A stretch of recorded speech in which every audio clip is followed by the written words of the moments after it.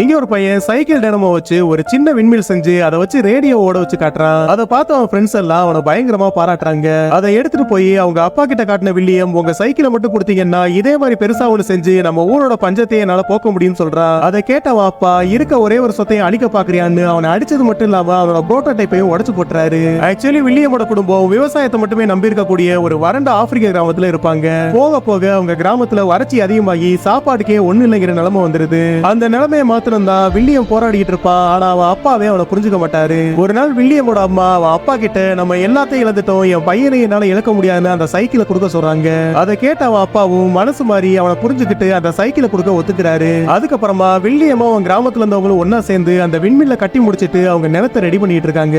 அப்ப காத்தடிச்சு ஃபேன் சுத்த ஆரம்பிக்குது. ஆனா மோட்டார் ஓடலைன்னு எல்லாரும் அதையே பார்த்துக்கிட்டு இருக்காங்க. பார்த்தா கொஞ்ச நேரத்திலேயே மோட்டார் ஓட ஆரம்பிச்சு பைப்ல இருந்து தண்ணி வர ஆரம்பிக்குது.